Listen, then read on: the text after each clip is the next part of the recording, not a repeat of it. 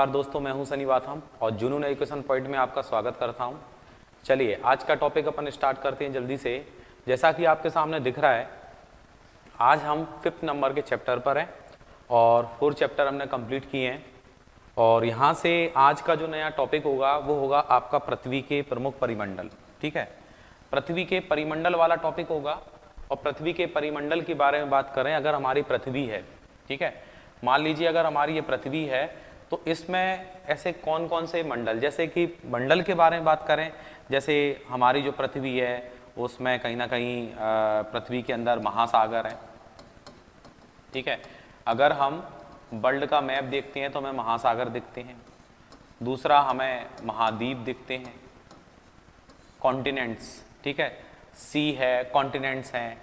इसके अलावा इसमें कुछ स्ट्रेट हैं, जल संधि जिसे अपन बोलते हैं, जल संधि भी है। आप वर्ल्ड का मैप उठा के देखेंगे, वर्ल्ड के मैप में आपको ये सारी चीजें दिखाई देंगी। तो भाई ये तो परिमंडल का मतलब हमारी पृथ्वी के अंदर ऐसा क्या है, उसके अंदर क्या है, जैसे कुछ महाद्वीप हैं, महासागर हैं, जल संधियां हैं। ठीक है, इसके अलावा नदियां हैं। ठीक है, नदियां हैं, इसमें कहीं ना कहीं द्वीप है, आइसलैंड है, रिवर्स हैं। ठीक है, इसके अलावा फिर ये तो रहा हमारा कौन सा, स्थल मंडल। स्थल मंडल के बाद में फिर हमारा जल मंडल है। जल मंडल का मतलब जो कितने एरिया में, जो पूरा वाटर है वो कितने एरिया में जल मंडल है। ठीक है, जल मंडल से अपन ऊपर की ओर उठेंगे, ऊपर की ओर जाएंगे कि भाई और क्या है, तो बोले वायुमंडल है।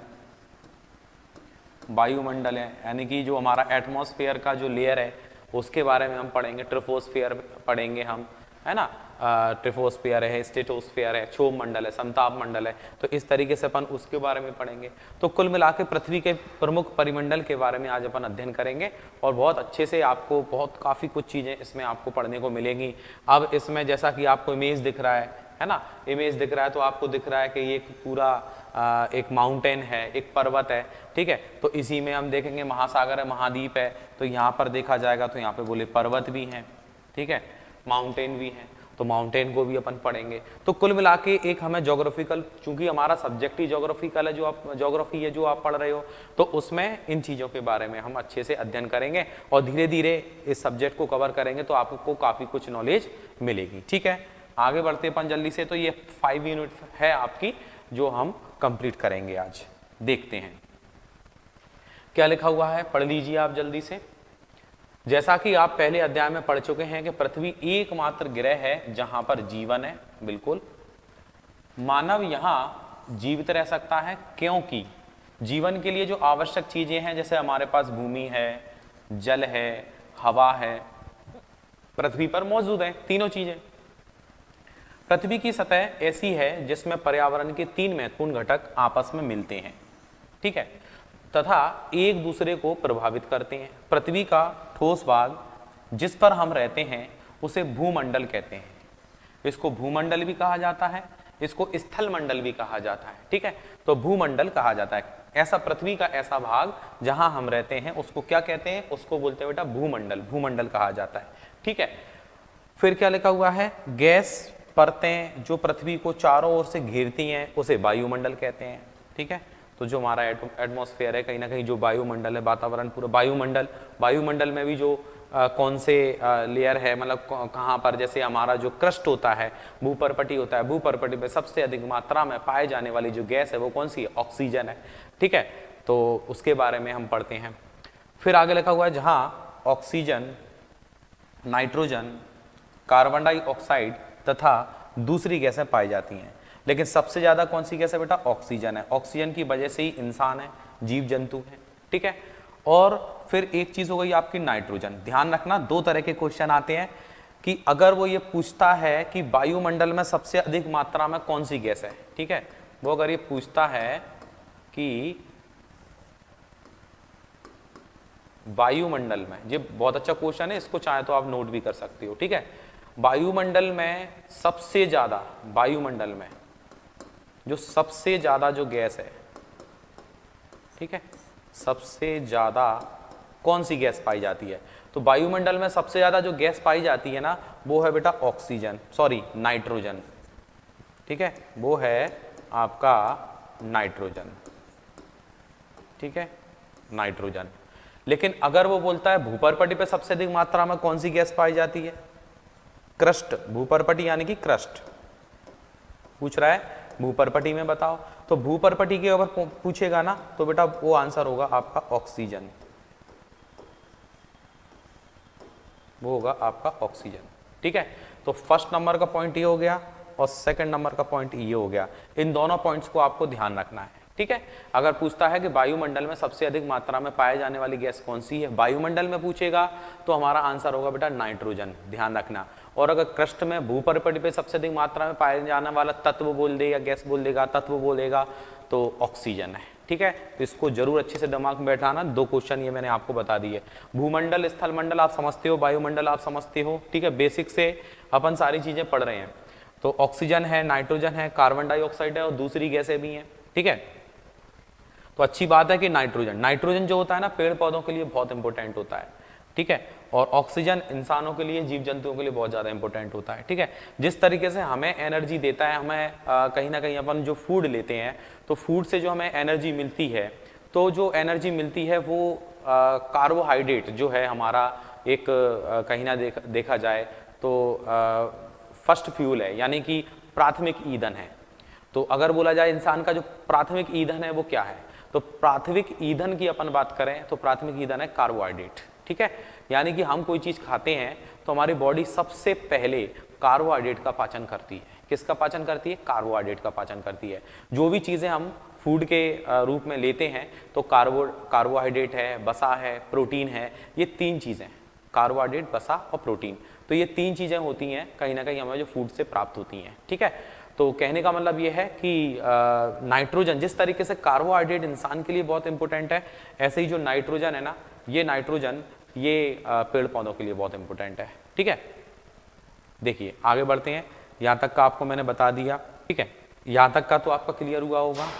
फिर आगे लिखा हुआ है जल, बर्फ, जल एवं बाष्प, कि इसमें जो ऑक्सीजन, नाइट्रोजन, कार्बन डाइऑक्साइड, इसके बारे में बता दिया।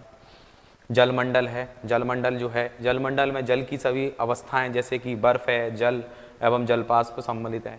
जीव मंडल एक सीमित क्षेत्र है जहाँ स्थल, जल और हवा एक साथ मिलते हैं, जहाँ सभी प्रकार का जीवन पाया जाता है। ठीक है, जैव मंडल, जीव मंडल, जैव मंडल एक सीमित क्षेत्र है और जैव मंडल में क्या होगा, स्थल है, जल है, हवा है, जीव जंतु, ये सब पाए जाते हैं। ठीक है, नेक्स्ट देखते हैं। देखिए भूमंडल के बारे में अपन पढ़ेंगे। भूमंडल को मैंने बताया था, इसको स्थल मंडल भी कह सकते हैं। पृथ्वी के ठोस भाग को भूमंडल कहते हैं। जो पृथ्वी का ठोस भाग होता है उसे क्या कहा जाता है, भूमंडल कहा जाता है। भूपर्पटी की चट्टानों तथा मिट्टी की पतली परतों का बना होता है। ठीक है, बिल्कुल सही बात है, जिसमें जीवों के लिए पोषक तत्व पाए जाते हैं। जीवों के लिए पोषक तत्व पाए जाते हैं। पृथ्वी की सतह को 2 मुख्य भागों में बांटा गया। जो पृथ्वी की जो सतह है ना, उसको 2 भागों में बांटा जा सकता है। बड़े स्थलीय भूभागों को महाद्वीप के नाम से जाना जाता है और बड़े जलाशयों को महासागरीय बेसन, ठीक है, महासागरीय बेसिन बोला जाता है, इसके नाम से जाने जाते हैं।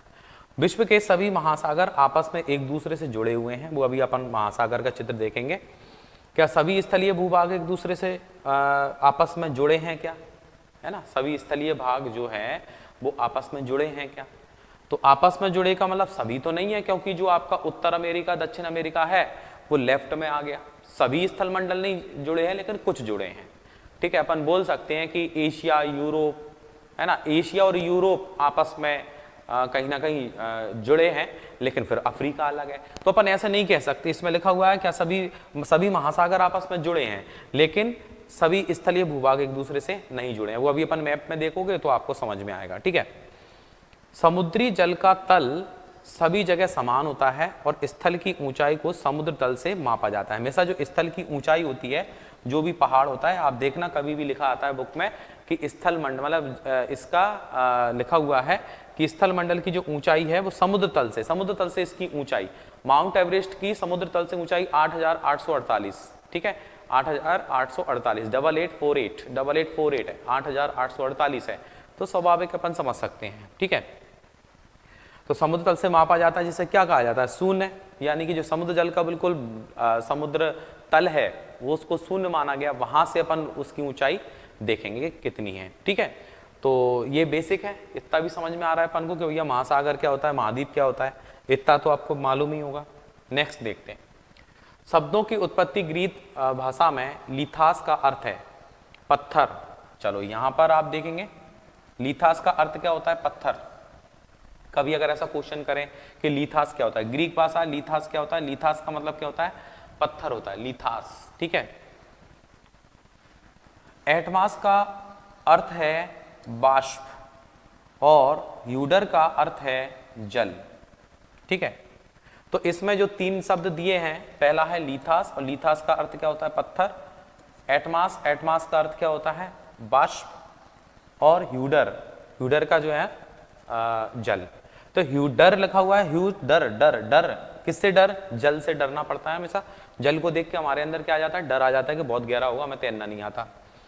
एटमास है तो एटमास से अपन एटमॉस्फेयर याद कर सकते हैं कि एटमॉस्फेयर में ऐसी वाष्प उड़ रही है चारों तरफ, ऐसे एटमास भी बोल सकते हैं कि कहीं ना कहीं वाष्प, कोई फैक्ट्री है उससे वाष्प उत्पन्न हो रही है, उसमें कोई ऐसा ईंधन निकल रहा है, जो भी है, तो एटमास। लिथास है तो लिथास क्या होता है, पत्थर, लिथास। ठीक है, तो लिथास जो है पत्थर है, और पत्थर से अपन ऐसे याद है, लिथास से अपन ऐसे याद कर सकते हैं कि कुछ दो तीन छोटे लड़के थे, वो ताश खेल रहे थे, और एक दोस्त आया, उसने ली ताश, उनसे ताश छुड़ा ली, तो दूसरे ने क्या किया, पत्थर उठा लिया, बोले अब मैं तेरे पत्थर मार दूंगा तो हमारी ताश वापस कर दे। तो लिथास का अर्थ क्या है, पत्थर। ये कनेक्टिविटी है, इसको ध्यान रख के आपको बड़ी जल्दी याद हो जाएगा। लिथास का अर्थ है पत्थर, एटमास का अर्थ है बाष्प, और ह्यूडर का अर्थ है बेटा जल।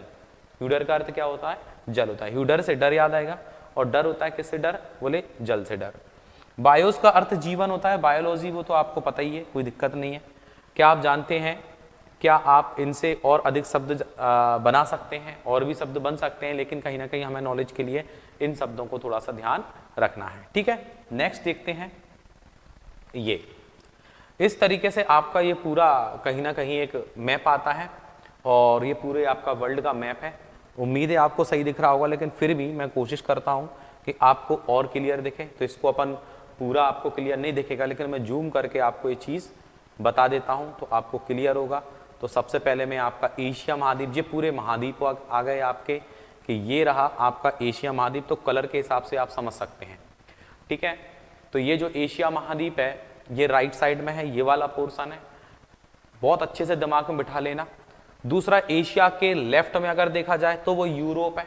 ठीक है, यूरोप है, और यूरोप और एशिया के बीच में एक यूराल पर्वत है, यानी कि इनका एक बॉर्डर बनाया गया है। वो बॉर्डर जो बना है, इसका जो बॉर्डर है कहीं ना कहीं, वो बॉर्डर किस हिसाब से बना है, वो बॉर्डर बना हुआ है कि जो पहाड़ है बीच में, बोले इस पहाड़ के इस साइड अगर अपन जाएंगे तो इस साइड अपन एशिया को काउंट करेंगे, इस साइड आएंगे तो हम कहीं ना कहीं यूरोप को काउंट करेंगे। ठीक है, तो इस चीज को आप बिल्कुल अच्छे से ध्यान रखेंगे। ठीक है, इसको बढ़िया अच्छे से ध्यान रखेंगे। वैसे आपको कलर दिखाई दे रहा है वो, तो मेरे को भी कोई ज़्यादा ज़रूरत नहीं है कि आपको वो चीज़ को ज़्यादा वो करूँ मैं।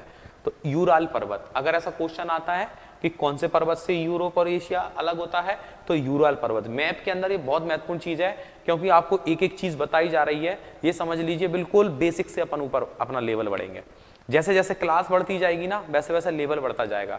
अभी आप क्लास 6 का पढ़ रहे हो, बस केवल 7 में आओ, 8th 9th 10th, यानी कि ज्योग्राफिकल पोर्शन आपका धीरे धीरे लेवल उसका बढ़ता जाएगा, और बहुत कुछ आपको चीजें मिल जाएंगी सीखने को। ठीक है, देखिए यहां तक का क्लियर हुआ। एक पॉइंट याद रखना, एशिया महाद्वीप देखो कहां तक फैला हुआ है। इधर देखा जाए ना तो यहां पर बिल्कुल अफ्रीका महाद्वीप से लगा हुआ है। ठीक है, तो अफ्रीका महाद्वीप से लगा भी नहीं है बिल्कुल, यहां पर केवल इस जगह पर ज्वाइंट है बस केवल। ठीक है, बाकी का इधर ये पूरा लाल सागर और जो आपका हिंद महासागर जो है वो यहाँ पर एक अपना एक भूमध्य वो आपकी स्वेज नहर जो है, स्वेज नहर वाला क्षेत्र आ जाएगा। यहाँ पर स्वेज नहर आ जाएगी, ये भूमध्य सागर और ये लाल सागर, ये पूरा ये इसको बोलते हैं रेड सी, यानी ये लाल सागर है, और ये आपका कहीं ना कहीं भूमध्य सागर है। तो यहाँ पर ये स्वेज नहर आ जाएगा, यहाँ पर स्वेज नहर आ जाएगा, और ये ठीक है, याद रखना। इसके अलावा अगर देखा जाए तो यूरोप महाद्वीप है, यूरोप महाद्वीप के इधर लेफ्ट में देखा जाए तो आल्प्स पर्वत, यानी कि यूरोप से 2 पर्वत अपन को इंडिकेट हो रहे हैं यूरोप महाद्वीप में। ये वाला जो पॉइंट है यहाँ पर क्या है आपका आल्पस पर्वत है। कौन सा पर्वत है? आल्पस पर्वत है। मैं लिख देता हूं, वैसे तो आपको दिख रहा होगा फिर भी मैं लिख देता हूं। कौन सा पर्वत है? आल्पस पर्वत है। ठीक है, आल्पस पर्वत है। और यहाँ पर कौन सा पर्वत है? ये वाला जो है ये यूराल पर्वत है। कौन सा पर्वत है? यूराल पर्वत है। ठीक है, अच्छे से माइंड में बिठा लेना।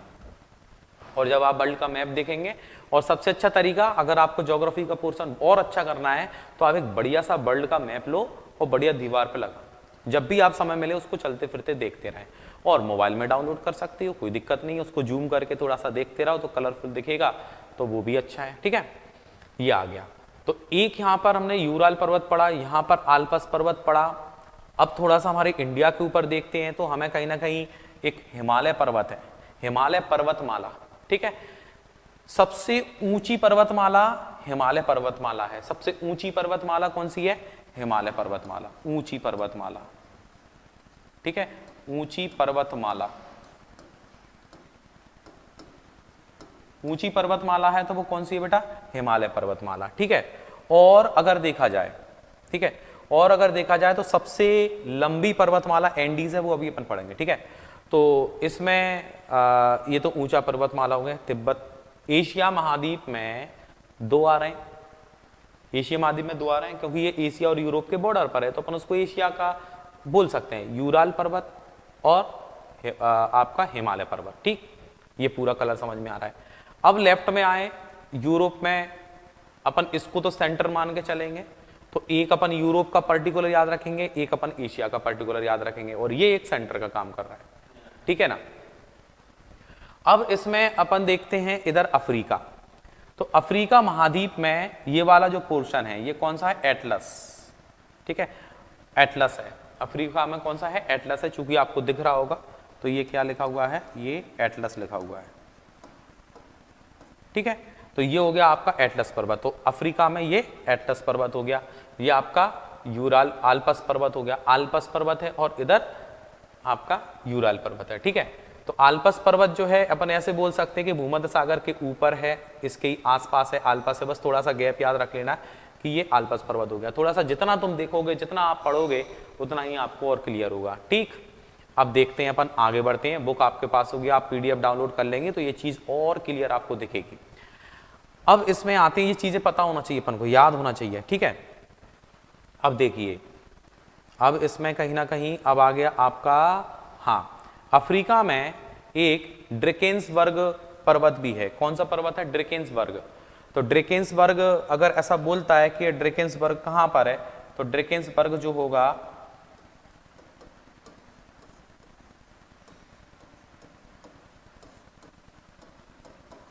ठीक है, ये कहां पर होगा? आपका अफ्रीका में।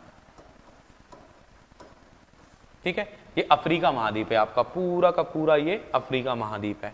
और अफ्रीका महाद्वीप के दक्षिण में अगर देखेंगे तो दक्षिण में कौन सा? ड्रेकेंसबर्ग, ड्रेकेंसबर्ग जो है वो अफ्रीका महाद्वीप के अंदर है। ठीक है, ठीक है, ड्रेकेंस बोले, ड्रेकेंस बोले, कोई दिक्कत नहीं है, यहां तक का क्लियर होना चाहिए। अब इसमें हम आगे बढ़ते हैं। देखो, ड्रेकेंसबर्ग हो गया, ये आल्पस पर्वत मैंने आपको बता दिया यहाँ का।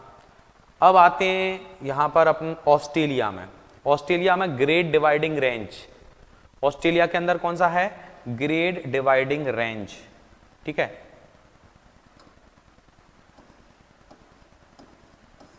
ग्रेट डिवाइडिंग, ठीक है, रेंज, ग्रेट डिवाइडिंग रेंज। ये ऐसे शब्द भी पूछे जा सकते हैं कि ग्रेट डिवाइडिंग रेंज जो है वो किस महाद्वीप में है, तो जो हो गया आपका ऑस्ट्रेलिया महाद्वीप में। ठीक है, तो इसको भी अपन को याद रखना है। ठीक है, हालांकि ऑस्ट्रेलिया महाद्वीप का जो इस ग्रेट डिवाइडिंग रेंज में सबसे ऊंचा पर्वत शिखर है ऑस्ट्रेलिया महाद्वीप का, वो है आपका कोसियुस्को, कोसियुस्को। ठीक है, यानी कि ये हाईएस्ट पॉइंट है ऑस्ट्रेलिया में, कोसियुस्को। क्या नाम है? कोसियुस्को। तो कोसियुस्को भी थोड़ा सा ध्यान रखना है ऑस्ट्रेलिया महाद्वीप में। जी, मुझे कैसे याद रहता है मैं बता देता हूँ। इसमें जो ऑस्ट्रेलिया महाद्वीप दिख रहा है ना, ये ऑस्ट्रेलिया महाद्वीप में देखो ये यू जैसी शेप बन रही है। कैसी शेप बन रही है? यू जैसी शेप बन रही है, ठीक है। इसको बोलते हैं gulf of Carpentaria. Gulf of Carpentaria इसको बोला जाता है। क्या बोला जाता है इसको? गल्फ ऑफ कारपेंट्रिया, ठीक है। गल्फ ऑफ कारपेंट्रिया इसको बोला जाता है, ठीक है। यहाँ पर कहीं ना कहीं बहुत सारी चीज़ें हैं, जब ऑस्ट्रेलिया महाद्वीप के अंदर हम पढ़ेंगे तो आपको वो शब्द समझ में आएंगे कि हाँ यार कितनी अच्छी चीज़ें इसमें। एक इसमें मेरिनो ऊन पाई जाती है, यहाँ पर मेरिनो ऊन पाई जाती है ऑस्ट्रेलिया महाद्वीप के अंदर। भेड़ पालन होता है काफ़ी, ठीक है। चलिए, तो यहाँ तक का मैंने आपको बताया। ये ऑस्ट्रेलिया महाद्वीप के अंदर क्या है? ग्रेट। ऑस्ट्रेलिया की टीम कैसी है? बोले ग्रेट है। तो ग्रेट है तो ग्रेट डिवाइडिंग रेंज अपन को याद रखना है, ठीक है। ग्रेट डिवाइडिंग रेंज अपन को याद रखना है। यहाँ पर हम अपना एशिया महाद्वीप याद रखेंगे, यहाँ यूराल पर्वत याद रखेंगे। इसके बाद में हम आते हैं यहाँ पर जो यूरोप आल्पस पर्वत याद रखेंगे। अफ्रीका के अंदर दो याद रखेंगे, एक एटलस याद रखेंगे और एक बिल्कुल बॉटम में आ जाएगा ड्रेकेंसबर्ग। क्या आ जाएगा? ड्रेकेंसबर्ग, ठीक है। अब देखें अपन यहाँ पर आगे बढ़ते हैं। बोले उत्तर अमेरिका में गए तो उत्तर अमेरिका में क्या कंडीशन होगी? तो जो उत्तर अमेरिका है आपका, इसमें उत्तर अमेरिका वाला पॉइंट है, तो उत्तर अमेरिका में रॉकी पर्वत और अपलेशियन पर्वत, ठीक है। उत्तर अमेरिका में कौन सा पर्वत है? रॉकी पर्वत है और अपलेशियन पर्वत है। तो रॉकी पर्वत और अपलेशियन को अपन को याद रखना है, ठीक है। यहां पर लिखा है रॉकी पर्वत, रॉकी पर्वत, ठीक है। रॉकी पर्वत है, ये रहा रॉकी पर्वत, और ये रहा आपका अपलेशियन पर्वत, ठीक है। तो इसमें दो होंगे, उत्तर अमेरिका में दो होंगे। लेफ्ट साइड वाले पोर्शन में देखेंगे यहाँ पर रॉकी पर्वत होगा और राइट साइड में देखेंगे यहाँ पर क्या होगा? अपलेशियन पर्वत होगा। तो इनको अच्छे से आप दिमाग में रखेंगे, क्योंकि यहाँ पर भी जैसे उत्तर अमेरिका में जो रॉकी पर्वतमाला है, इसमें सर्वोच्च पर्वत शिखर में बता देता हूं आपको। उत्तर अमेरिका में मैकिनले, माउंट मैकिनले, ठीक है। माउंट मैकिनले जो है, ठीक है, इस महाद्वीप में माउंट मैकिनले है,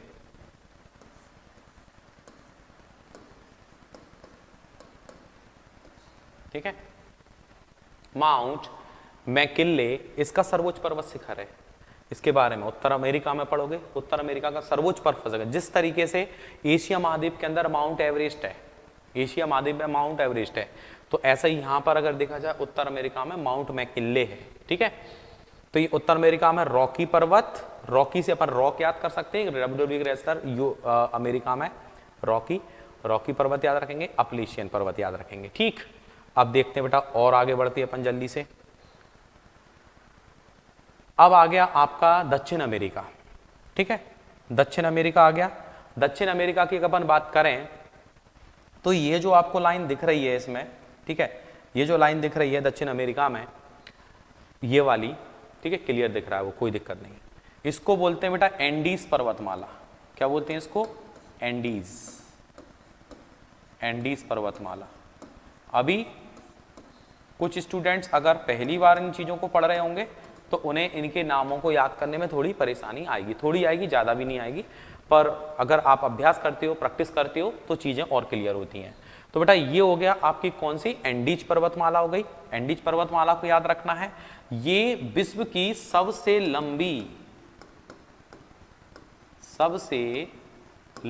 पर्वतमाला है।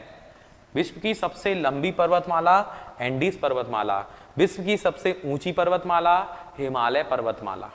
पर्वतमाला क्या होती है? पर्वतमाला में बहुत सारे पर्वत आ जाएंगे, ये मान के चलो आप, तो इसी में पर्वत आ जाएंगे, ठीक है।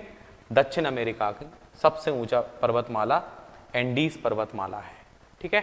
तो ये आप बिल्कुल अच्छे से याद रखेंगे।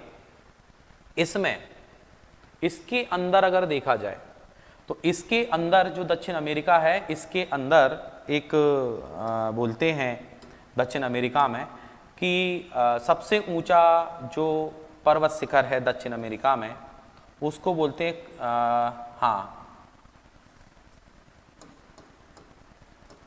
एकांक गोवा, ठीक है।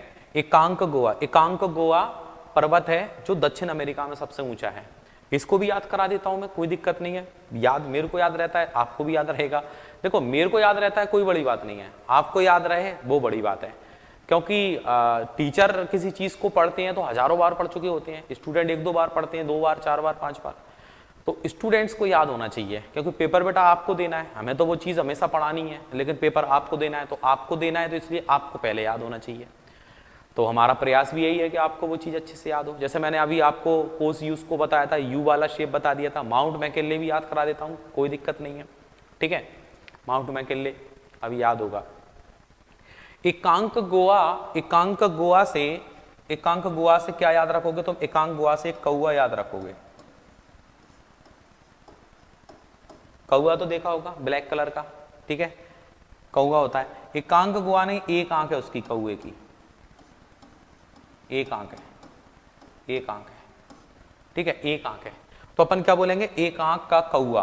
क्या बोलेंगे? एक आंख का कौआ। बस हो गया काम, एक आंख का कौआ, एक आंख का कौआ हो गया। लो जिसको मैं मिटा देता हूँ, हटा देता हूँ, ये बन गई आपकी ट्रिक, एक आंख का कौआ। बोले हमें एक कौआ दिखा, वो एक आंख का कौआ था, उसकी एक आंख सही नहीं थी, डैमेज थी, हो गया एक आंख का कौआ, ठीक है। तो एक आंख का कौआ मैंने याद करा दिया। अगर ऐसा क्वेश्चन आ गया दक्षिण अमेरिका का सर्वोच्च पर्वत शिखर बताओ कौन सा है, तो एकांक कौआ। उत्तर अमेरिका का सर्वोच्च पर्वत शिखर कौन सा है? वो है माउंट मैकिनले। उसको डेनाली के नाम से भी जाना जाता है। किस नाम से जाना जाता है बेटा? डेनाली के नाम से। देखो माउंट मैकिनले मैंने आपको बता दिया, आल्पस पर्वत है यहाँ पर, अपलेशियन लिखा ही है, ठीक है।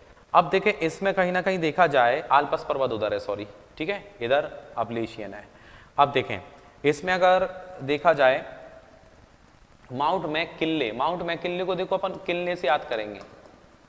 अगर आपने कभी किल्ले पानी की बोतल देखी हो, है ना, किल्ले की एक पानी की बोतल आती है, ठीक है, तो अगर देखा जाए किनले, क्या याद रखेंगे?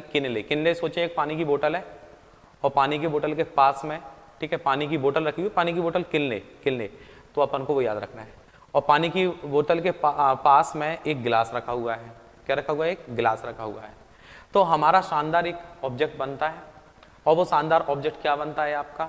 वो शानदार ऑब्जेक्ट ये बनता है कि भैया एक बोतल है, ठीक है, एक बोतल है, एक गिलास है, तो उसमें आधा पानी है, तो विनीपेग, अमेरिका के अंदर एक विनीपेग गेहूं की मंडी है, उत्तर अमेरिका में, जो बहुत फेमस है, ठीक है, बहुत फेमस है।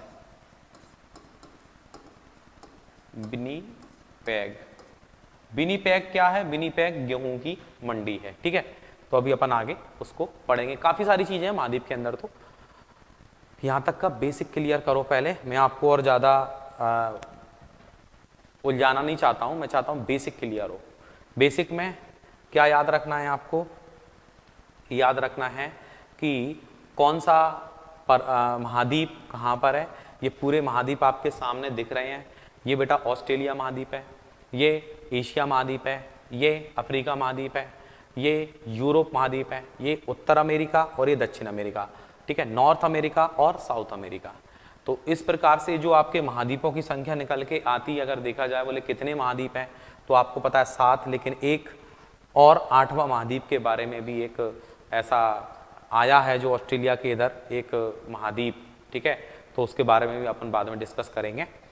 तो वैसे तो ये 7 महाद्वीपों का ही उल्लेख है, लेकिन फिर भी एक 8वां और महाद्वीप है जो ऑस्ट्रेलिया के दाहिने से प्रशांत महासागर में, उसके बारे में बताया जाता है। चलिए यहां तक का क्लियर हुआ होगा, उम्मीद है, जितना मैंने आपको बताया। अब पहुंचते हैं हम नेक्स्ट टॉपिक पर, ठीक है।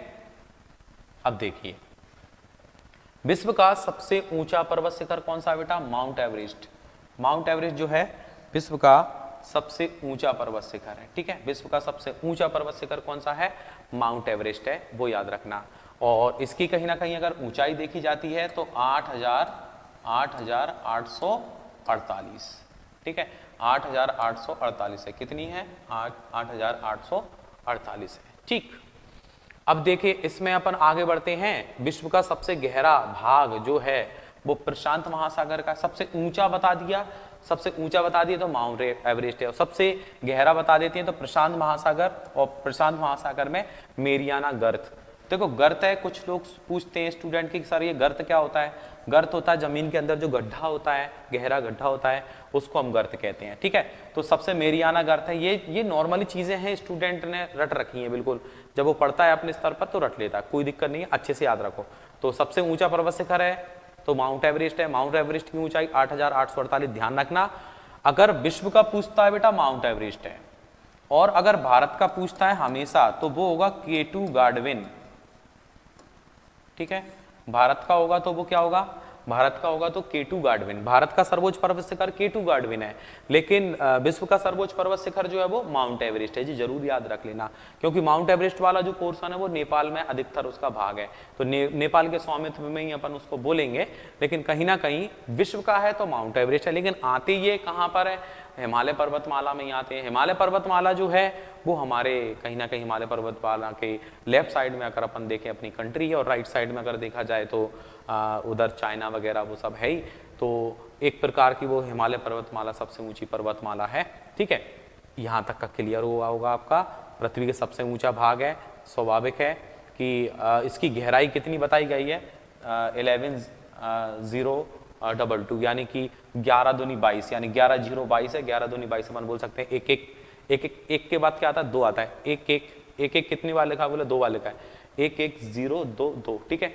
इसको भी याद कर सकते हैं, कोई दिक्कत नहीं है। मेरियाना गर्त की अप्रोक्सीमेट याद कर सकते हो। वो 8848 अपन को याद रखना ही है कि 88 आएगा और 8 का हाफ करोगे फिर 4 आएगा, फिर 8 तरीके से अपन उसको भी याद कर सकते हैं, ठीक है।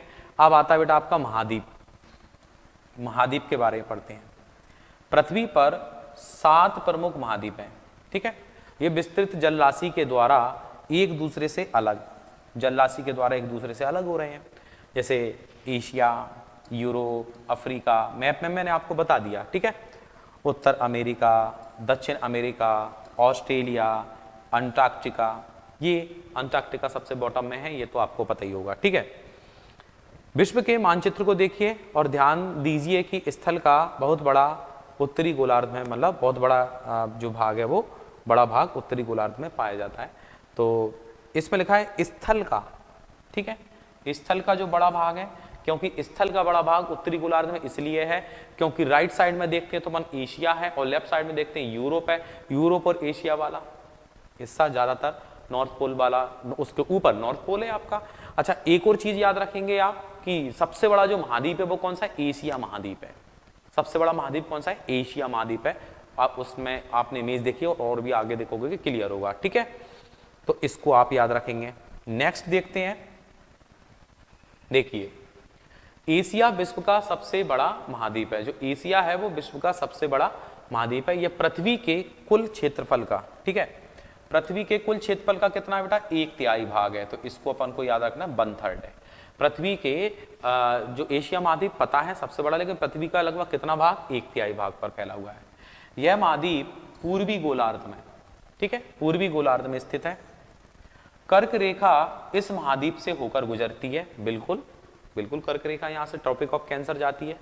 एशिया के पश्चिम में यूराल पर्वत, बिल्कुल इसे यूरोप से अलग करता है, क्योंकि ऊपर हमने पढ़ा था यूरोप और एशिया के बीच में यूराल पर्वत पड़ा था। यूरोप एवं एशिया के संयुक्त भूभाग को यूरेशिया यानी यूरोप प्लस एशिया कहा जाता है, बिल्कुल ठीक है, इस चीज को आप समझ सकते हैं अच्छे से। यूरोप एशिया से बहुत छोटा है और यह महाद्वीप एशिया के पश्चिम में स्थित है, ठीक है, एशिया से बहुत छोटा है, पश्चिम में स्थित है। और इसमें अगर देखा जाए तो आर्कटिक वृत्त इससे होकर गुजरता है और यह 3 तरफ से जल से घिरा हुआ है। यानी जल से घिरा हुआ 3 तरफ से वो कौन सा महाद्वीप है बेटा, यूरोप महाद्वीप है, ठीक है। तो यूरोप महाद्वीप 3 ओर से जल से घिरा हुआ है, ठीक है। चलिए, ये रहा आपका यूरोप महाद्वीप, ये यूरोप महाद्वीप है, ठीक है। इसको थोड़ा सा और बड़ा कर देता हूं मैं, आपको क्लियर हो जाएगा। देखिए, ये वाला हिस्सा पूरा का पूरा जल से है, ये वाला हिस्सा पूरा का पूरा जल से है, ये वाला हिस्सा पूरा का पूरा जल से है। यानी कि जो यूरोप महाद्वीप है पूरा जल से घिरा हुआ है, 3 ओर से जल से घिरा हुआ है। आप इसको देखेंगे, बिल्कुल ये वाला पोर्शन है, यहाँ पर मेडिटेरियन सी है, ये भूमध्य सागर है, ठीक है। ये वाला ये पूरा पोर्शन देख लो आप, ये देख लो, ये ब्लैक सी है, काला सागर है, इस तरीके से, क्लियर। तो आप कहीं ना कहीं इन चीज़ों को आप अच्छे से समझें। और मैप देख रहे हो तो स्वाभाविक है आपको मैप के अकॉर्डिंग पता ही है, यूरोप महाद्वीप के बारे में भी आप पढ़ चुके हो, कोई दिक्कत वाली बात नहीं है। ठीक है, तो इसमें आपने क्या पढ़ा कि यूरोप तीन ओर से, यूरोप एवं एशिया की बात करें तो ये यूरोप जो है वो आर्कटिक वृत्त से होकर गुजरता है, और दूसरा ये तीन तरफ से समुद्र से घिरा हुआ है। विश्व के मानचित्र को देखिए एवं इसकी स्थिति का पता लगाइए। अभी अभी अपन ने स्थिति का पता लगा लिया, कोई दिक्कत ही नहीं है। ठीक है, नेक्स्ट देखते हैं। अब लिखा हुआ है अफ्रीका एशिया के बाद विश्व का दूसरा सबसे बड़ा महाद्वीप है। एशिया के बाद है ना, अफ्रीका जो है वो किसके बाद है बेटा, एशिया के बाद है। अब इसमें अगर देखा जाए तो एक ट्रिक बना लो जिससे आपको वो याद रहेगा, कोई दिक्कत नहीं।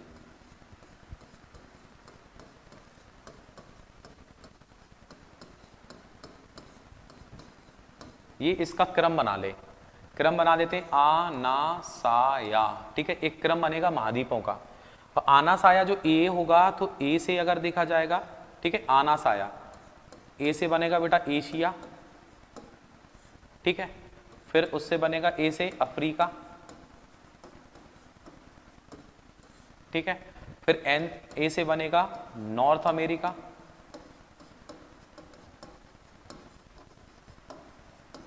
बन गया।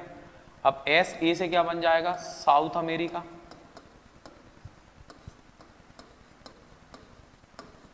ठीक है, इनका क्रम है। और फिर वाई से क्या बनेगा, यूरोप। और ए से क्या बनेगा आपका ऑस्ट्रेलिया, ऑस्ट्रेलिया। ये बन गया आना साया। क्या क्या ट्रिक याद करेंगे, आना साया, यानी कि अगर आपको पूरे महाद्वीप याद करने हैं तो उसकी एक ट्रिक बनेगी कौन सी, आना साया। तो ए से बन गया आपका एशिया, फिर ए से बनेगा अफ्रीका, फिर एन ए से बनेगा नॉर्थ अमेरिका, एस ए से बनेगा साउथ अमेरिका, बाय से बनेगा यूरोप, ए से बनेगा ऑस्ट्रेलिया। यानी कि ये शब्द बना लो, इस शब्द को बनाने से आपको पूरे महाद्वीप क्रम से याद होंगे। यानी कि सबसे बड़ा महाद्वीप एशिया महाद्वीप, उसके बाद अफ्रीका महाद्वीप, उसके बाद नॉर्थ अमेरिका। फिर इसमें वो हमें कंफ्यूज करने के लिए पूछ सकते हैं कि भैया ये बताओ कि 4 महाद्वीपों के नाम दे दिए, इसमें तीसरा सबसे बड़ा महाद्वीप कौन सा है।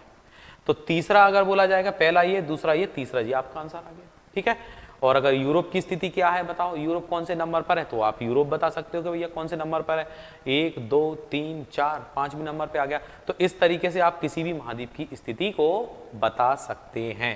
समझ में आया ना, तो इसलिए आप इस चीज को भी अच्छे से ध्यान रखेंगे जो मैंने आपको अभी बताई है। ठीक,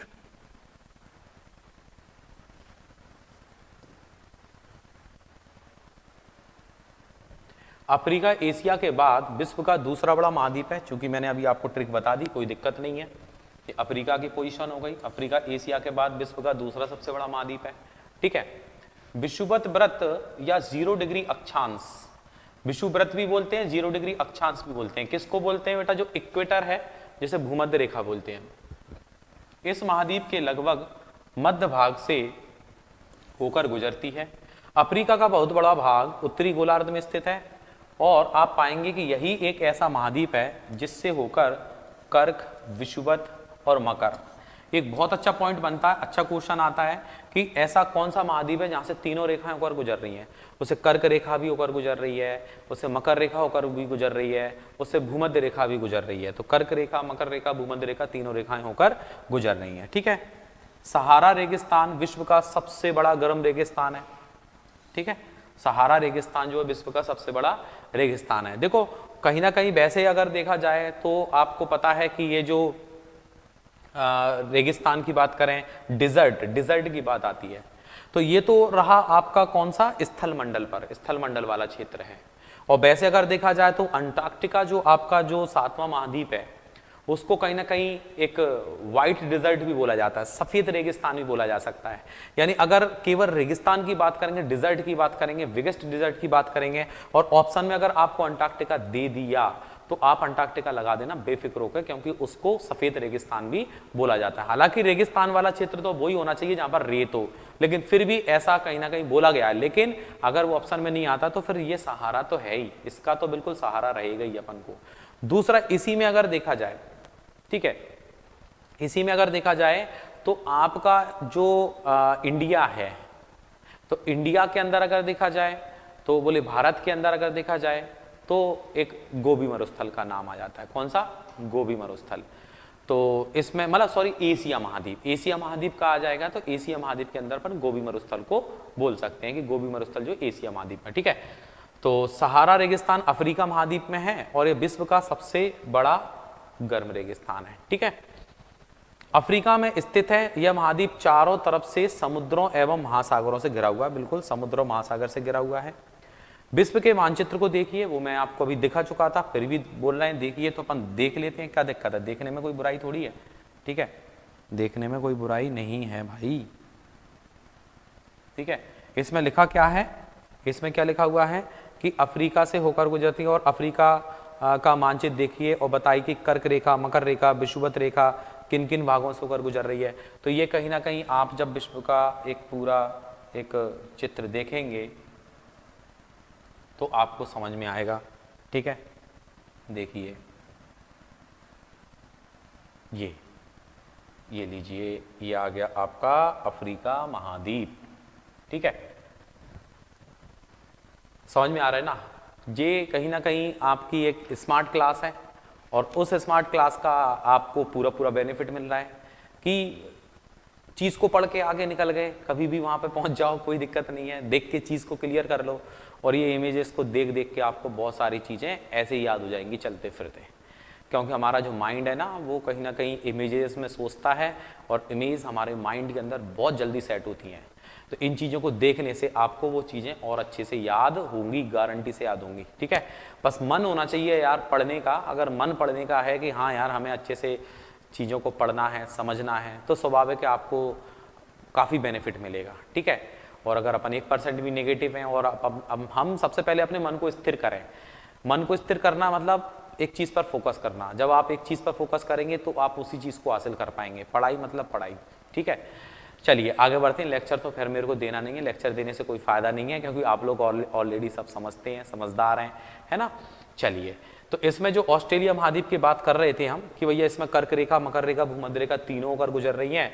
तो ये रही आपकी ट्रॉपिक ऑफ कैंसर, यानी ये रही आपकी कर्क रेखा जो आपको दिखाई दे रही है, ये आपकी कर्क रेखा है बिल्कुल, ठीक है। ये गई आपकी भूमध्य रेखा, बिल्कुल अफ्रीका का जहाँ तक है अधिकतर मध्य वाले हिस्सा दिख रहा है वैसे तो, और ये रही आपकी मकर रेखा, ठीक है। तो कर्क रेखा, भूमध्य रेखा और मकर रेखा जो है, तीनों रेखाएं किस महाद्वीप से होकर गुजरती हैं? तीनों रेखाएं जो है वो अफ्रीका महाद्वीप से होकर गुजरती हैं। केवल अफ्रीका मात्र एक ऐसा महाद्वीप है जहां से होकर गुजर रही है, ठीक है। अब देखो यहां पर जो अपना एशिया महाद्वीप है, तो एशिया महाद्वीप से केवल कर्क रेखा होकर गुजर रही है, बस केवल कर्क रेखा है, ठीक है ना।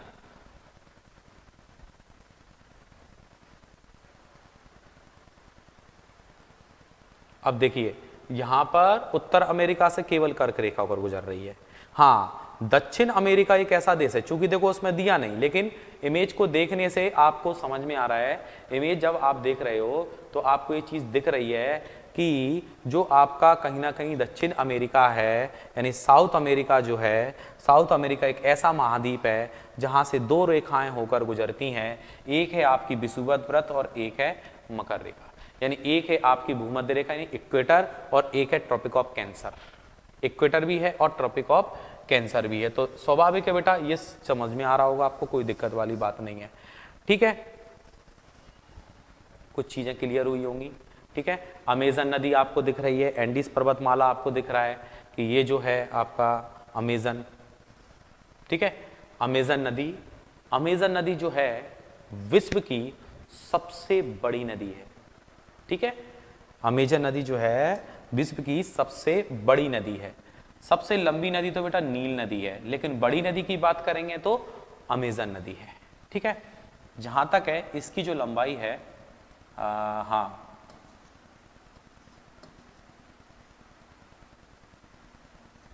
ठीक है, 6000 से एबव है, 6000 किलोमीटर से एबव है, 6296 के लगभग, यानी कि लगभग 6200, यानी लगभग 6200 किलोमीटर की लंबाई, ठीक है। अमेजन नदी की लंबाई बता रहा हूं। अमेजन नदी का उद्गम लेगोविल फेरो से हुआ है, वो अपन आगे अटलांटिक ओशियन है, ये पूरा अटलांटिक ओशियन है, और इसमें अटलांटिक ओशियन में ये आके मतलब ये नदी गिर जाती थी, देखो यहाँ से उद्गम हुआ, ये वाला जो पॉइंट है ना, इसको बोलते हैं बेटा लेगो विल फेरो। ये बहुत ही कम लोगों को पता रहता है, पर हमारे सारे स्टूडेंट को याद रहता है लेगो विल फेरो। जिसने पढ़ा है उसको याद रहता है। हमारे लिए कोई सब्जेक्ट, कोई शब्द डिफिकल्ट नहीं है, हर चीज़ का एक लॉजिक है, उससे याद करते हैं तो याद बना रहता है। लेगो विल फेरो। आप अपने आप को भी चेक कर सकते हैं, क्या आपको ये शब्द याद था, क्या आपको उसकी लंबाई याद थी, क्या आपको ये पता था कहाँ से क्या है। आपको केवल एक चीज़ जरूर पता होगी, नॉर्मली स्टूडेंट को याद रहे, सबसे बड़ी नदी अमेजन नदी, सबसे लंबी नदी नील नदी। दो के अलावा तीसरा पॉइंट याद नहीं करता है। नील नदी का अगर उससे उद्गम पूछ लिया तो बता भैया नील नदी का उद्गम कहाँ से हुआ है, तो भी शायद दिमाग घूम जाए, है ना। नील नदी का उद्गम विक्टोरिया झील, ठीक है, और गिरती कहाँ पर है, भूमध्य सागर, मेडिटेरियन सी में गिरती है, ठीक है। नील नदी की अगर देखा जाए उसकी जो लंबाई है, तो उसकी लंबाई लगभग हाँ लंबी नदी है ना, इससे लंबी होगी, इससे लंबी नदी होगी तो 6690 किलोमीटर के लगभग है वो, ठीक है, 6690 की। समझ में आ रहा है ना, ये नील नदी की लंबाई बता रहा हूं मैं आपको। इतना क्लियर याद करोगे तो आपको समझ में आएगा कि हाँ हमने कुछ पढ़ा है, हमने कुछ याद करा है, ठीक है। ये लंबाई यहाँ तक बता रहा हूँ। अब देखते हैं यहाँ तक क्लियर हुआ।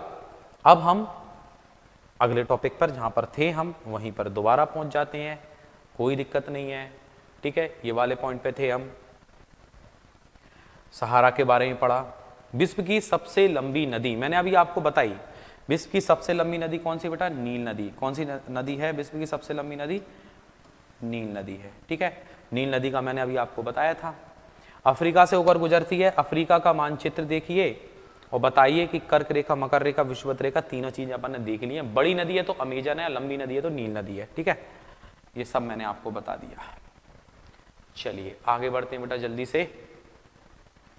उत्तर अमेरिका। उत्तर अमेरिका विश्व का तीसरा सबसे बड़ा महाद्वीप है, ठीक है, क्योंकि मैंने आपको पॉइंट बता दिया था, स्वाभाविक है याद रहेगा। उत्तर अमेरिका जो है विश्व का तीसरा सबसे बड़ा महाद्वीप है, क्योंकि हमने एक पॉइंट याद करा था, आना साया, ठीक है।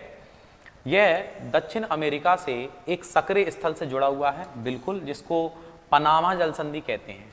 ये भी मैं अभी आपको मैप में बता रहा हूं, इसको क्या बोलते हैं बेटा, पनामा जल संधि, ठीक है। पनामा जल संधि जो है, पनामा जल संधि और से ये दोनों, ये कनेक्टिविटी है बीच में। वैसे दूर से देखने को लगता है, दूर से देखते हैं तो ऐसा लगता है कि जुड़े हुए हैं, लेकिन जुड़े नहीं है, कहीं ना कहीं पनामा जल संधि को इंग्लिश में स्ट्रेट बोलते हैं। क्या बोलते हैं, स्ट्रेट बोलते हैं। इस जल संधि के लिए एक और शब्द इस्तेमाल होता है, जल डमरू, ठीक है। कौन सा डमरू, जल डमरू, जल डमरू भी बोलते हैं, जल संधि भी बोलते हैं, इंग्लिश में स्ट्रेट भी बोलते हैं इसको, ठीक है। तो सक्रिय स्थल से जुड़ा हुआ है, जैसे पनामा जल संधि कहते हैं। कहा जाता है कि यह महाद्वीप पूरी तरह से उत्तर एवं पश्चिमी गोलार्ध में स्थित है। उत्तरी गोलार्ध, उत्तर एवं पश्चिम गोलार्ध में स्थित है। यह महाद्वीप 3 महासागरों से घिरा है, ठीक है, बिल्कुल, वो तो पढ़ ही लिया था आपने। जिस तरीके से यूरोप महाद्वीप है बेटा, उसी तरीके से उत्तर अमेरिका भी। हो सकता है सब पूछ ले कि कितने महाद्वीप हैं जो 3 ओर से घिरे हुए हैं, तो वहां से अपन को कहीं ना कहीं क्वेश्चन बनेगा, ठीक है। तो अभी एशिया महाद्वीप को भी अगर देखा जाए ना, तो एशिया महाद्वीप की भी कंडीशन यही होगी, क्योंकि एशिया महाद्वीप भी ऊपर देखो आर्कटिक ओशियन है, नीचे देखो इंडियन ओशियन है, राइट साइड देखो उसमें पैसिफिक ओशियन है, तो उधर एशिया महाद्वीप की कंडीशन आएगी। अभी मैं मैप में दिखाऊंगा, आपको क्लियर होगा। तो यहां पर देखा जाए तो गोलार्ध में स्थित है यह महाद्वीप 3 महासागरों से घिरा है। और क्या आप इन महासागरों के नाम बता सकते हैं, ठीक है। किसके बारे में बात कर रहा है वो, उत्तर अमेरिका के बारे में बात कर रहा है। तो उत्तर अमेरिका में अगर देखा जाए तो इसमें सबसे ज्यादा जो हिस्सा है राइट साइड में अगर जाते हैं तो वो आता है आपका अटलांटिक ओशियन, ठीक है। कौन सा आता है, अटलांटिक ओशियन। लेफ्ट साइड में जाते हैं तो पैसिफिक ओशियन आ जाता है, ठीक है। चलिए इसको मैप में और दिखा देते हैं तो आपको और समझ में आ जाएगा। ये देखिए, ठीक है, ये वाला जो पोर्शन है ये आपका आ जाएगा, कौन सा भाग, ये आ जाएगा आपका पैसिफिक ओशियन, प्रशांत महासागर। ये वाला आ जाएगा आपका पूरा अटलांटिक ओशियन, उत्तर में जो आर्कटिक ओशियन वाला ऊपर भाग देंगे, ठीक है। तो 3 ओर से घिरा हुआ है, तो 3 ओर से ये वाला पूरा पैसिफिक ओशियन है, ये वाला पूरा अटलांटिक ओशियन है, अटलांटिक ओशियन और पैसिफिक ओशियन, ठीक है। हालांकि 3 दिए हुए हैं, बाकी का अभी आप पढ़ रहे थे कि उत्तर अमेरिका और दक्षिण अमेरिका का, उत्तर अमेरिका और दक्षिण अमेरिका के बारे में आप पढ़ रहे थे कि ये जो है ना पनामा, ये वाली जो जल संधि है इसको बोलते हैं अपन पनामा जल संधि। कौन सी जल संधि है ये? पनामा जल संधि है, ठीक है, ये पनामा जल संधि है। तो उत्तर अमेरिका दक्षिण अमेरिका इस तरीके से जल संधि स्थल, संधि जो है स्थल का एक सकरा भाग होता है जो दो बड़े स्थलीय भागों को एक दूसरे से जोड़ता है। एक होता है स्थल जल संधि, स्थल संधि है, और एक होता है आपका स्थल संधि या जल संधि। तो स्थल संधि है इधर से जुड़ा हुआ है, लेकिन बीच में एक पनामा नहर बनाई गई है। पनामा नहर बनाई गई थी, क्यों बनाई गई थी पनामा नहर? जिससे कि जहाजों का आवागमन हो सके। तो ये स्थल मंडल है, हालांकि देखा जाए तो ये यहाँ पर एक कनेक्टिविटी, लेकिन इसको कहीं ना कहीं तोड़ के अब देखो क्या होगा, जहाजों को यहाँ से जाना है, अब यहाँ से जाके जहाज को अगर इस पॉइंट पर आना है तो जहाज कैसे जाएगा भैया? पूरा दक्षिण अमेरिका ऐसे करके पार करके जाएगा, तो कितनी लंबी दूरी तय करनी पड़ेगी। इसलिए उन्होंने अपनी सुविधा के लिए एक आर्टिफिशियल इस हिस्से को तोड़ दिया, और इस हिस्से को तोड़ने से कौन सी जल संधि बना दी? ये पनामा जल संधि बना दी, ठीक है। जिस तरीके से आपकी उधर स्वेज नहर है, वो स्वेज नहर बना दी, सर पनामा जल संधि हो गई। तो इस तरीके से अपन थोड़ा सा याद रखें, इसको पनामा नहर भी बोल सकते हैं। क्या बोल सकते हैं? पनामा नहर है, ठीक है। तो जल संधि, अब जल संधि क्या होती है? जल संधि पानी का सकरा भाग होता है जो दो बड़ी जल राशि जैसे समुद्र तथा महासागर को एक दूसरे से जोड़ता है, ठीक है। तो इसमें जो महासागर को जोड़े, समुद्र और महासागर, अब तुम कहोगे समुद्र सी जो है, देखो महासागर तो बेटा साथ ही हैं, लेकिन देखा जाए अगर बोले समुद्र कितने, केवल सागर कितने हैं, तो वो लगभग 40 के लगभग आपको समुद्र बैठेंगे। कि भैया समुद्र का मतलब जैसे ये वाला जो एरिया है, ये भी एक समुद्र है, ये भी एक समुद्र है, ये भी एक समुद्र है, ये भी एक समुद्र है। तो इस तरीके से उन्होंने अलग अलग क्षेत्रों का जो एक क्षेत्र है जहाँ पर ये वाला एरिया अलग कवर हो रहा है, तो उसको अलग अलग नाम दे दिए गए हैं। इसमें सारी चीजें हाईलाइट नहीं है, इसमें केवल जल संधि और स्थल संधि को ही इंडिकेट किया गया है। तो कहने का मतलब उत्तर अमेरिका दक्षिण अमेरिका की पोजीशन क्या है? इनके बीच में एक कट है, वो कट बनाया गया, उसको बोलते हैं पनामा नहर, ठीक है, पनामा नहर बोला जाता है उसको। तो ये वाला जो पॉइंट है आपको ये समझ में आ गया, अपन यहाँ पर थे और ये चीज़ हमने कहीं ना कहीं इन महासागरों के नाम बताई। तो महासागर मैंने आपको बता दिए कि आर्कटिक ओशियन है, इंडियन ओशियन है, आप इसमें आते हैं, इसमें अगर देखा जाए तो आपको ये महासागर मिल गए, ये देखिए, ठीक है, ये आपको नाम, ये प्रशांत महासागर मिल गया, लेफ्ट वाला ये पूरा प्रशांत महासागर है, और ये वाला जो है अटलांटिक ओशियन है, पूरा अटलांटिक ओशियन आ गया। आर्कटिक ओशियन है तो ऊपर वाला जो हिस्सा है ना इसका, यहाँ से ये पूरा उत्तर अमेरिका वाला क्षेत्र है, तो इधर ये आर्कटिक ओशियन को अपन बोल सकते हैं कि भैया ये आर्कटिक ओशियन है वाला, आपको वैसे तो दिख रहा होगा ये वाला हिस्सा, ठीक है। तो यहाँ पर कहीं ना कहीं आर्कटिक ओशियन का, क्योंकि ये लिखा हुआ है बेटा आर्कटिक महासागर, ये पूरा आर्कटिक महासागर है, तो ये वाला हिस्सा ना आर्कटिक ओशियन को अपन बोल सकते हैं। बाकी का ये वाला जो है इसको क्या बोलते हैं? अटलांटिक ओशियन है, ये अटलांटिक ओशियन की श्रेणी में आ गया, ठीक है। तो ये चीज आपकी क्लियर हुई होगी बेटा, कोई दिक्कत नहीं है, ठीक है। यहां पर थे, ये कंप्लीट किया था, एक फैक्ट दिया गया है आपके लिए, और इस फैक्ट को भी आप अच्छे से समझ सकते हैं कि भाई क्या आप जानते हैं कि न्यूजीलैंड के एडमंड हिलेरी तथा भारत के तेंजिंग नोर्गे शेरपा तेजिंग भी बोल सकते हैं, शेरपा तेंजिंग एडमंड हिलेरी, शेरपा तेजिंग और एडमंड हिलेरी जो है 29 मई 1953, ठीक है, 1953 में पृथ्वी के सबसे ऊंचे शिखर माउंट एवरेस्ट पर चढ़ने में सफलता हासिल की थी। माउंट एवरेस्ट की जो ऊंचाई है वो कितनी बताई थी मैंने आपको? 8848, ठीक है, 8848 माउंट एवरेस्ट की ऊंचाई। तो इसमें कहीं ना कहीं अगर देखा जाए तो हाँ, तेंजिंग नोर्गे का याद रखना है, और ये लेकिन महिलाओं में अगर देखा जाए तो जुंको तबई का नाम आता है, ये लिखा हुआ है देखो, जापान की जुंको तबई, ये पेपर में आ चुका है क्वेश्चन, वन फिट लाइन में आप ये भी पढ़ लेते होंगे। जापान की जुंको तबई विश्व की पहली महिला थी जिसने 16 मई 1975 को, ठीक है, 16 मई 1975 को एवरेस्ट पर कदम रखा। और बछेंद्री पाल भारत की पहली महिला थी बेटा, बछेंद्री पाल भारत की प्रथम महिला जिसने 23 मई 1984 को एवरेस्ट पर अपना कदम रखा था, ठीक है। यानी कि इसमें 3 क्वेश्चन है। विश्व के अंदर सबसे पहले कौन पहुंचा था माउंट एवरेस्ट पर? तो एडमंड हिलेरी शेरपा तेजिंग। कैसे याद रखोगे? एडमंड हिलेरी, हिलेरी से अपन को क्या याद रखना है? हिलेरी शब्द लिखा हुआ है ना, हिलेरी से गिलहरी याद रख लो, बहुत सिंपल याद हो जाएगा। गिलहरी याद रख लो, गिलहरी समझते हो ना। और शेरपा से याद रख लो, एक शेर था। शेरपा से क्या याद रख लो? एक शेर था।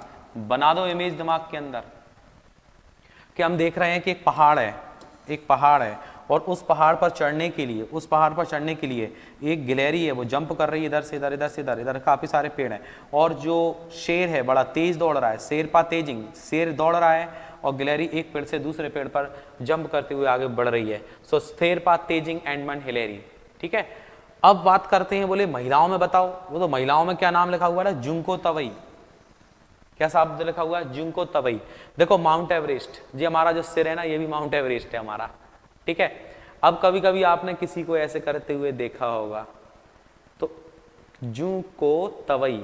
अब देखो शब्द को समझो जरा, जुंको तवई, जुओं को तवई। ठीक है, तो जुओं को तवई ऐसे करे ना, कोई ऐसे करे ना, तो समझ लो उसको जुएं काट रहे हैं और वो ऐसे कर रहा है, तवई समझ जाना कि जुंको तवई माउंट एवरेस्ट। ये हमारा माउंट एवरेस्ट है कि नहीं? सबसे ऊंचा पर्वत शिखर माउंट एवरेस्ट। ठीक है, तो कुल मिला के जुंको तवई हो गई बेटा महिलाओं में, और पुरुषों में एडमंड हिलेरी शेरपा तेजिंग हो गए। ठीक, और एवरेस्ट पर कदम रखने वाली जो हमारी महिलाओं में अगर देखा जाए भारत की, तो वो कौन है? बछेंद्री पाल।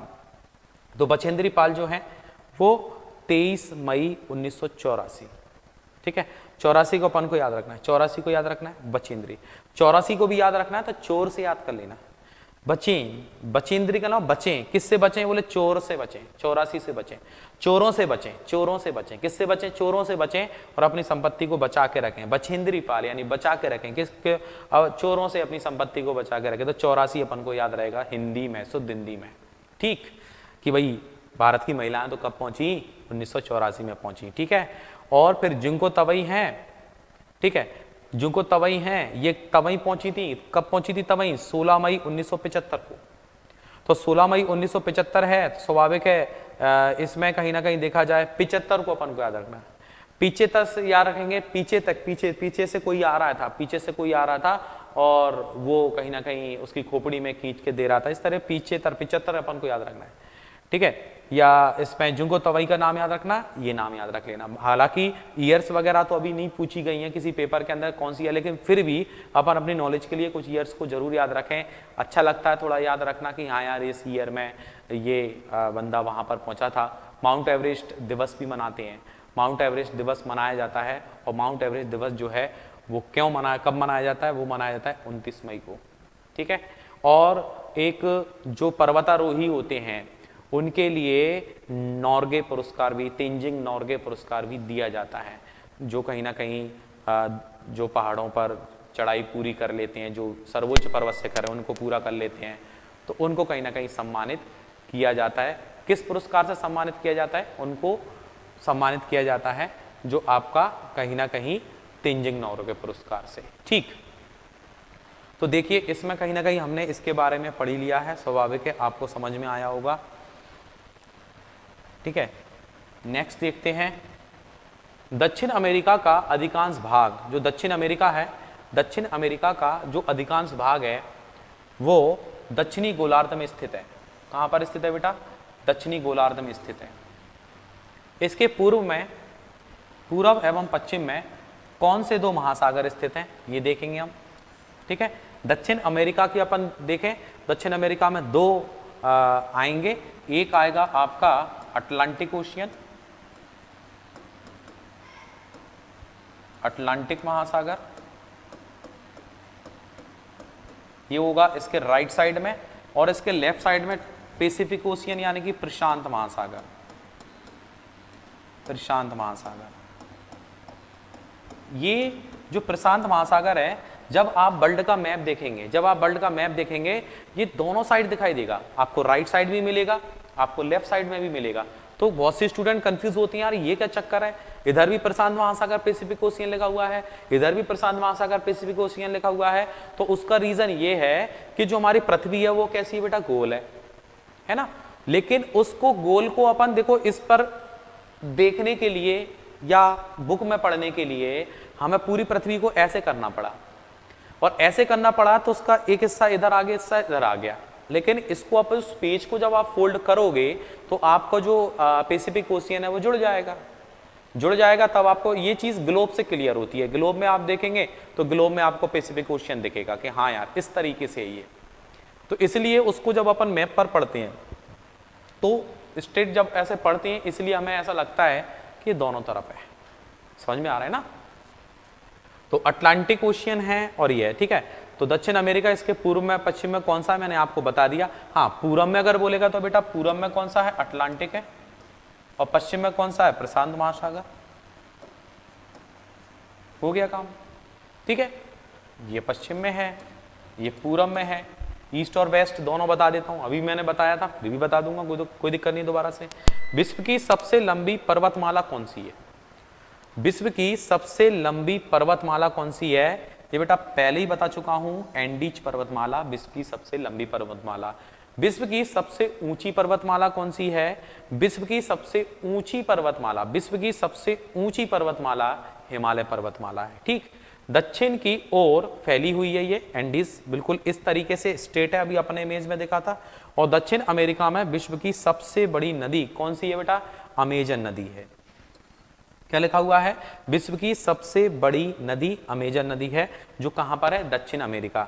तो दक्षिण अमेरिका का मैप मैंने आपको पहले ही बता दिया है, कोई प्रॉब्लम तो आपको है नहीं, कोई दिक्कत वाली बात नहीं है। इसको दोबारा भी देख लोगे, जितनी बार देखोगे बेटा उतना ही अच्छे से क्लियर होगा। इस चीज के बारे में भी आपने पढ़ा हुआ है, स्वाभाविक है। ये आ गया, ये आपका दक्षिण अमेरिका है, जो मैंने आपको अमेजन नदी के बारे में बताया था। अमेजन नदी आ गई, जो सबसे बड़ी नदी है। दूसरा, इसके लेफ्ट साइड में, राइट साइड में उन्होंने पूछा था कौन सा महासागर है, तो इसको थोड़ा स्मॉल कर देता हूं तो आपको और क्लियर होगा। लेफ्ट साइड में देखो आप, प्रशांत महासागर है, यानी कि पश्चिम में।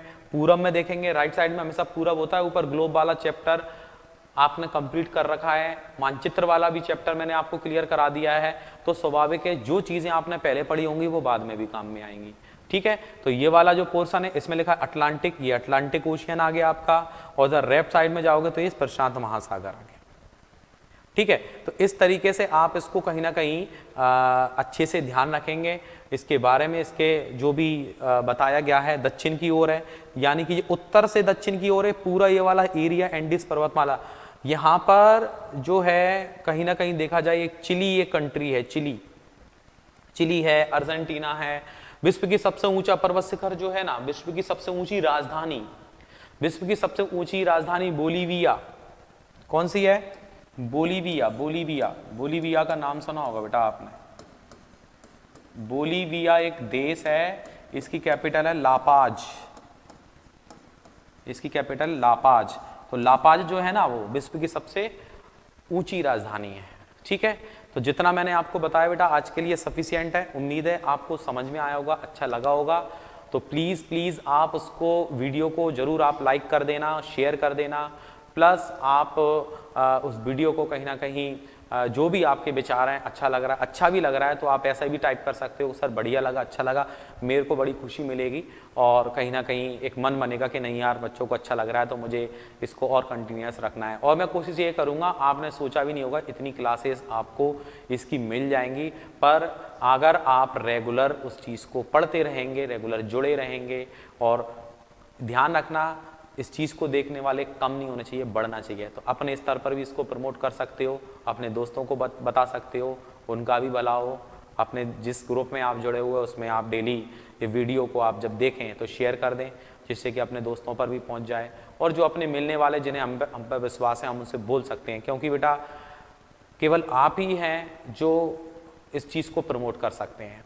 हमारे कहने से कुछ नहीं होगा, आपके कहने से बहुत कुछ होगा। आप अगर किसी से बोलोगे तो वो आप पर विश्वास पहले करेगा, ठीक है। और ख़ास तौर से कहीं ना कहीं अपन ये चाहते हैं कि और सब लोग लाभ लें, है ना। और हम भी ये चाहते हैं कि ज़्यादा से ज़्यादा बच्चे हमसे जुड़ें, है ना। और ये जो हमेशा ये चीज़ें जो करा रहे हैं, कोशिश हम यही करेंगे कि अधिकतर क्लासेस आपकी कंटिन्यू ही रहें, ठीक है। तो आपको जितना ही मिल रहा है स्वाभाविक है, 1 मंथ तो मिनिमम आपको रेगुलर मिलना ही है, वो तो कहीं बिल्कुल छूटेगा भी नहीं। और अगर मुझे लगेगा कहीं ना कहीं आपका एक दिलचस्पी इसमें है और आप चाहते हैं तो मैं उसको रेगुलर भी आगे कराऊंगा, क्योंकि ये पक्की बात है कि मुझे एनसीईआरटी का जो सब्जेक्ट हैं, जैसे आपका ज्योग्राफी है, आपका एक हिस्ट्री है, आपका जो पॉलिटी है, आपका जो साइंस है, मतलब साइंस में तो 4-5 सब्जेक्ट तो बिल्कुल आपको एनसीईआरटी, और आपको खुद से भी इन सब्जेक्ट को अच्छे से करना चाहिए, काफ़ी इंप्रूवमेंट आएगा आपका, क्योंकि बेसिक से आप सारी चीज़ें पढ़ोगे और जैसे जैसे लेवल बढ़ेगा, क्योंकि आप बिल्कुल एकदम तो खैर सारी चीज़ें नहीं पढ़ सकते, बस थोड़ा थोड़ा ही पढ़ोगे तो काफ़ी कुछ आ जाएगा। ठीक है भाई, तो उम्मीद है आप लोगों को ये समझ में आया होगा, मेरी पूरी कोशिश रही है। बाकी का मिलते हैं अगली वीडियो में। बहुत बहुत धन्यवाद, शुक्रिया, जय हिंद।